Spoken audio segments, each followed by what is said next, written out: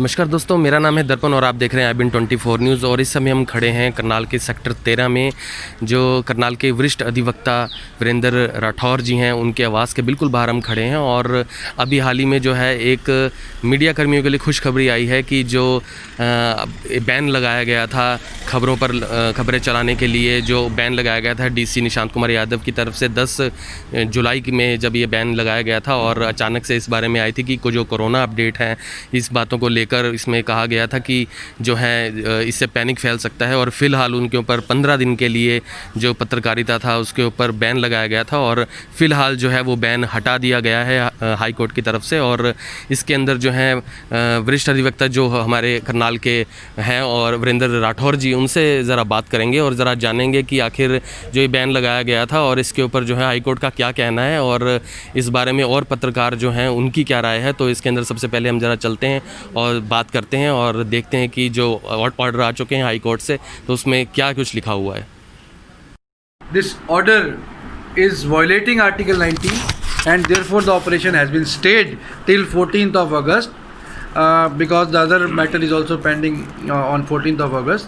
तो final verdict तो 14 अगस्त के बाद आएगा, पर इन द मीन टाइम हम अपने न्यूज़ चैनल्स को रन कर पाएंगे। राठौर साहब, बैन लगाने के बाद सरकार ने खुद कहा था कि वह 2-3 दिन में ऐसी एक पॉलिसी जारी कर देगी सोशल मीडिया को लेकर, और जिसके तहत जो है ना सभी इसका खुलासा कर दिया जाएगा। और उसके बाद जो है ना जिस भी आदमी ने सोशल मीडिया प्लेटफार्म पर जो चैनल चलाता है या समाचार दिखाता है, उसके तहत ही वो दिखा पाएगा।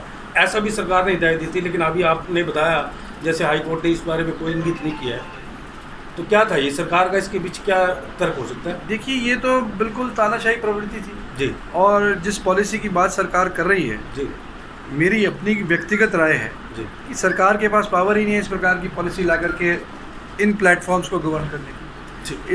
If government comes out with such kind of a policy, we will see what is the constitutional validity of that policy. इस मामले को लेकर कुछ नोटिस भी सर किए गए हमारे पत्रकार भाइयों को, तो उनका क्या स्टेटस रहेगा 188 की जो नोटिस, हालांकि वो नोटिस थे, वो कोई FIR नहीं थी। देखिए Gandhi ji, once that operation of the order is stayed, then of everything is stayed. और प्रशासन, मैंने पहले भी 2 दिन पहले भी कहा था कि नोटिस का आधार भी एक इलीगल ऑर्डर है, तो नोटिस इटसेल्फ इलीगल होने का काम करेगा। और अगर इस प्रकार की कार्रवाई प्रशासन सरकार के दबाव में करेगा हमारे पत्रकार साथियों के खिलाफ, तो निश्चित रूप से कंटेम्प्ट ऑफ कोर्ट होगा। क्या पूरे प्रदेश में लोगों को निर्णय है? ये रिट पिटीशन हमारी करनाल से संबंधित थी। करनाल के पिटिशनर हमारे अनिल लांबा जी ने ये पिटीशन फाइल की थी, तो ये करनाल से संबंधित है। इससे राहत मिलेगी और जिलों को भी। यस राठौर साहब, जो ये ऑर्डर्स आज हुए हैं ये पूरे हरियाणा पे लागू रहेंगे? देखिए, ये ऑर्डर करनाल से संबंधित हमारे क्योंकि हमारे पिटिशनर करनाल के थे, कोई ये पब्लिक इंटरेस्ट लिटिगेशन नहीं थी।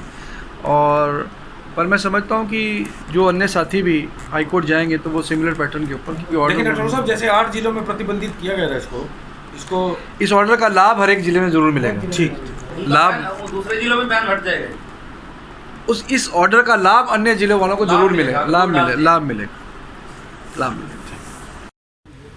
तो दोस्तों, ज़रा बात करते हैं और हमारे साथ खड़े हैं ज्ञान प्रकाश बागी जी, जो वरिष्ठ पत्रकार हैं करनाल के, और उनसे जानते हैं कि जो अब ये ऑर्डर आए हैं और काफ़ी खुशी की लहर है पत्रकारों में, और इसके बारे में उनका क्या कहना है। तो नमस्कार सर, और IBN 24 पे, और काफ़ी आपको इसके लिए बधाई हो। और जो है थोड़ा बताएंगे कि अब आपका क्या कहना है, क्या महसूस कर रहे हैं? हम भी इस आदेश के खिलाफ अच्छी तरह से सभी साथी संगठित होकर के संघर्षरत थे और आवाज़ उठा रहे थे। माननीय वीरेंद्र राठौर जी के नेतृत्व और दिशा निर्देश में श्री अनिल लांबा जी, संपादक समाचार एक्सप्रेस, इस दिशा में अग्रसर हुए और आज लोकतंत्र की पंजाब एवं हरियाणा उच्च न्यायालय में विजयी हुई। और जो तानाशाही आदेश करनाल प्रशासन का था वह रद्द हुआ, या ये कहिए कि स्थगित हुआ। और आगामी कार्रवाई न्यायालय की इस दिशा में जारी रहेगी, सुनवाई जारी रहेगी। और अंतिम निर्णय से पहले हमें जो आज राहत मिली है, या सोशल मीडिया चैनल्स को जो राहत मिली है, वह काफ़ी महत्वपूर्ण है लोकतंत्र की दृष्टि से, जनहित की दृष्टि से। मैं ये कहना चाहूँगा कि माननीय मुख्यमंत्री श्री मनोहर लाल जी ने इस दिशा में सोशल मीडिया के पक्ष में कोई सकारात्मक संदेश नहीं दिया और ये दुख का विषय है। उन्होंने न ही करनाल सोशल मीडिया की इस विषय में कोई सुनवाई की और प्रतिबंध जारी रहा। करनाल के पत्रकारों का एक प्रतिनिधिमंडल माननीय श्री के.वी. पंडित जी के नेतृत्व में उनसे मिला भी था, लेकिन उन्होंने इस दिशा में आश्वासन देने के बावजूद भी बेहद उदासीन रवैया रखा, जिसके लिए पत्रकारों को माननीय उच्च न्यायालय के समक्ष जाना पड़ा और उच्च न्यायालय इस फैसले के लिए, इस राहत के लिए हमारी तरफ से, जनता की तरफ से धन्यवाद का पात्र है और माननीय उच्च न्यायालय के न्यायाधीश को इस विषय में हम बधाई देना चाहते हैं कि उन्होंने लोकतंत्र की रक्षा कर ली। सर बागी जी, बड़ा सवाल ये उठ रहा था जनता द्वारा कि करनाल में, जैसे करनाल हुआ या फिर मतलब काफ़ी जैसे शहर है उसमें जो है बैन कर दिया गया। हरियाणा पूर्णतः हरियाणा में बैन क्यों नहीं, आखिर करनाल में ही या फिर 6 राज्य जो शहर थे उनमें ही आखिर क्यों? ये बड़ा सवाल है। इसका सबसे दुखद, इस प्रकरण का जो सबसे दुखद पहलू है वह यह है कि सोशल मीडिया को कोरोना कवरेज के कारण प्रतिबंधित किया गया, जो कि बिल्कुल ही तर्कहीन बात थी। इसमें कोई तथ्यात्मकता नहीं थी।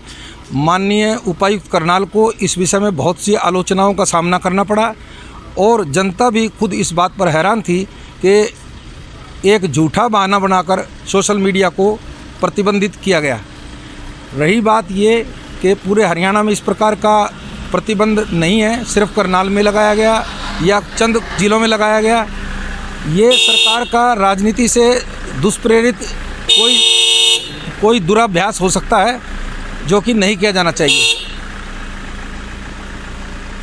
जी, तो हमारे साथ मौजूद है ज्ञान प्रकाश बागी जी और उन्होंने अपनी बात रखी और बताया कि किस तरीके से जो लोकतंत्र है उसकी जीत हुई है। और फ़िलहाल जो है यहाँ पर हम देख सकते हैं कि किस तरीके से काफ़ी सारे लोग परेशान थे इस बात को लेकर कि क्योंकि हमारे देश के अंदर रोज़ कितनी तरह की परेशानियाँ लोगों को होती हैं, लोग किसी तरह की बहुत सारी दिक्कतों का सामना करना पड़ता है और ऐसे में जो मीडिया है उसका सबसे बड़ा जो है रोल होता है।